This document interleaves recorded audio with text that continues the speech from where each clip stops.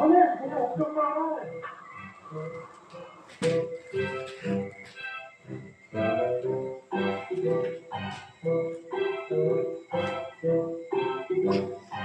have the right to remain silent, not make any statements at all. Any statements you make may be used against you as right.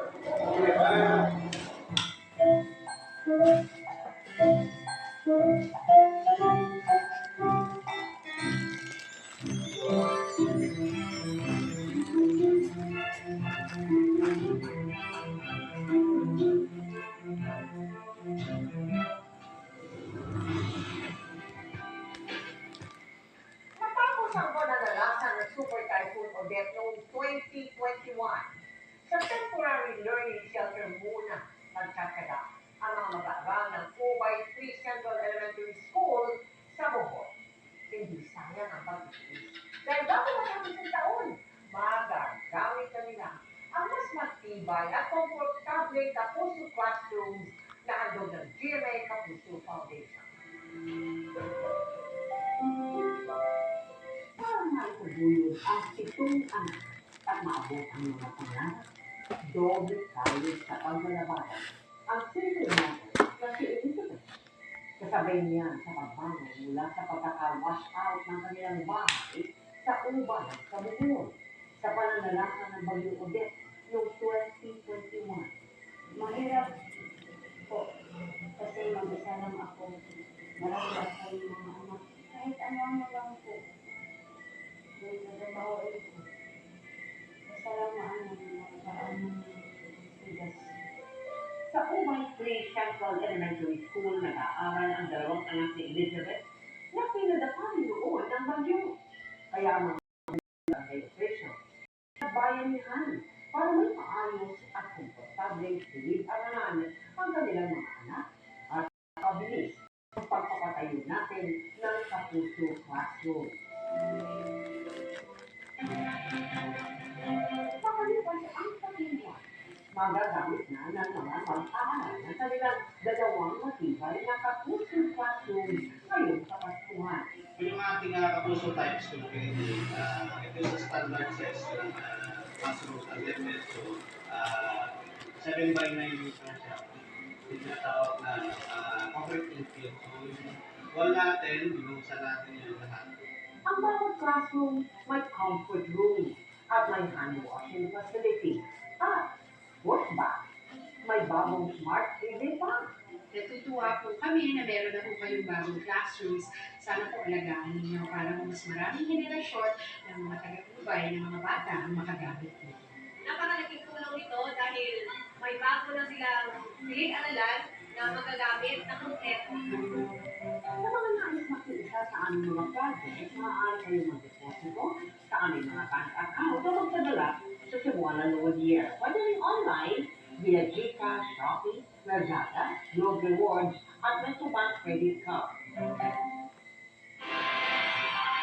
Inaprubahan ng Civil Service Commission o CSC ang hanggang 5 araw na wellness leave kada taon para sa mga opisyal at empleyado ng gobyerno. Base po sa guidelines ng CSC, maaaring mag-wellness leave para sa mental health, physical wellness activities, o kung gustong magka-break mula sa trabaho. Bukod pa ito sa kasalukuyang vacation at sick leave. Ayon po sa CSC, ang wellness leave ay maaga na hakbang sa mga hinaharap ng mga nagtatrabaho sa kasalukuyang panahon. Mas matutugunan nila ang mga pangangailangan ng mamamayang Pilipino kung mabibigyan ang mga nasa pampublikong serbisyo ng panahong makapagpahinga at alagaan ang kanilang sarili. Magiging epektibo ang 5 araw na wellness leave, 15 araw matapos mailathala sa pahayagan. May bawas singil sa kuryente ngayong buwan ang mga customer ng Meralco. Ayon sa Meralco, bababa kanilang singil ng 30. Si Mama, nalinis na lahat. Yung ba nila naman? Bakit ko sa video?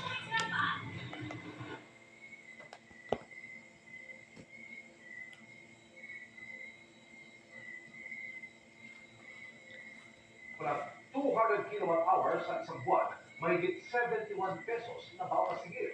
Mararamdaman ito sa bill ninyo para po sa buwan ng Disyembre. Sabi ng Meralco, ba kanilang singil dahil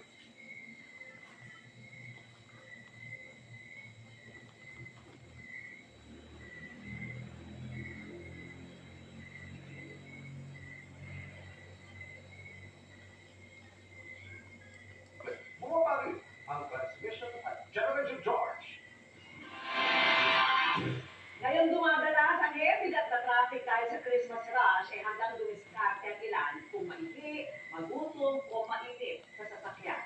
Alam ang diskarte? May billing po ang MMDA.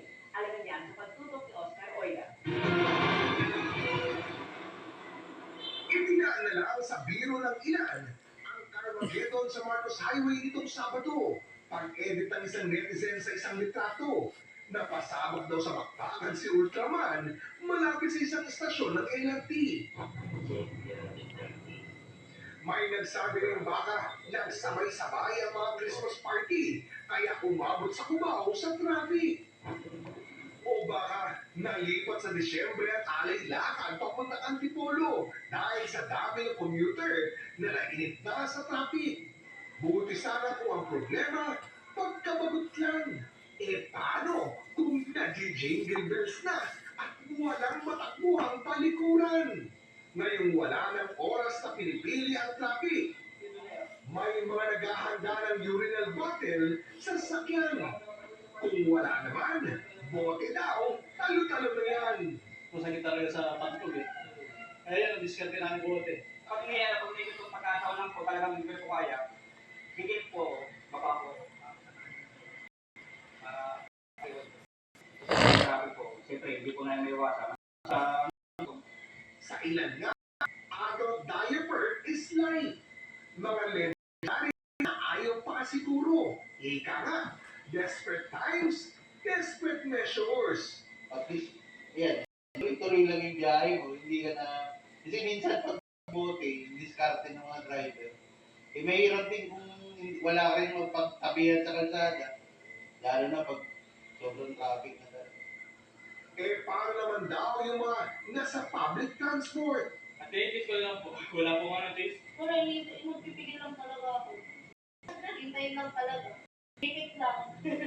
So, scroll lang ako sa Facebook, sa cellphone, or titingin ako sa biyahe. Pag bumababa po ako doon sa may pinakamadaming na kainan. Mahirap din ma-hungry o yung angry dahil hungry.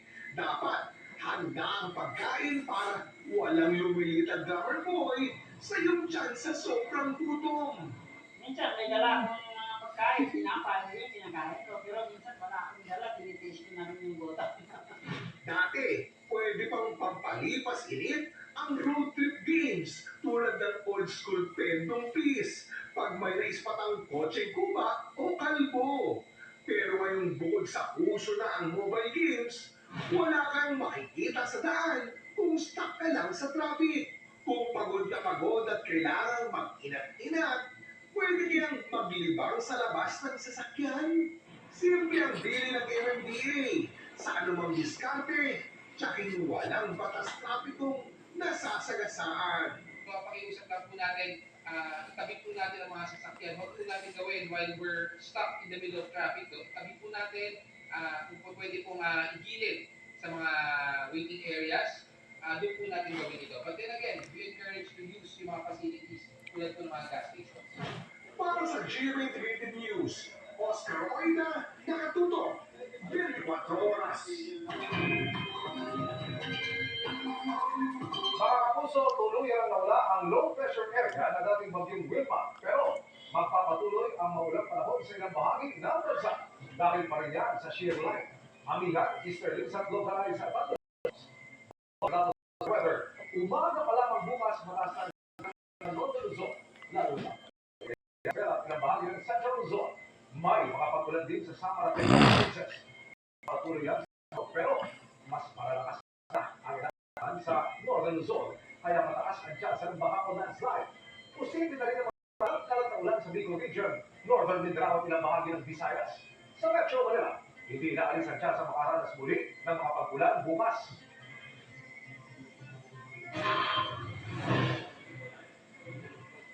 HPBB housemates, AZ Martinez at Vince Maricela para sa mga batang may cancer. Non-stop ang pagtutok dito lang sa 24 oras.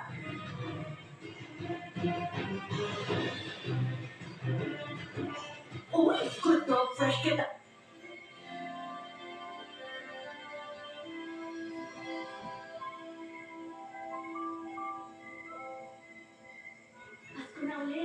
holiday rush everywhere.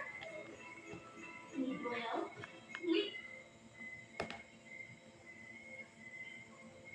O sa mga istorya sa matag usa, diha ni makatabang nga mahimong maayong o maisa ang komunidad. GMA Integrated News Authority ng Filipino. Importante hindi katama ng mga pabalo naton kundi man ang mga balita sa Tagsaka Radio nagapangibabaw ang misyon sa GMA Integrated News. GMA Integrated News Authority ng Filipino. Mahalaga ang GMA News Online dahil dito mabibigyan din ng platform ang audiences para mag-react sa news na natatanggap nila at para na rin magbahagi sila ng sarili nilang photos at videos na bine-verify naman ang aming news team. Sa mga unos, nalalagpasan. Kaibat ninyo ang laging maasahan. Buo ang pwersa at kasama niyo pa rin sa pagbukas ng panibagong umana. Atin, ang pinakamalaking balita, istorya ng mga Pilipino sa buong mundo. Para sa mas malaking vision at mas malawak na paglilingkod sa bayan. Kami ang GMA Integrated News, ang News Authority ng Pilipino. Katotohanan at integridad, anumang panahon.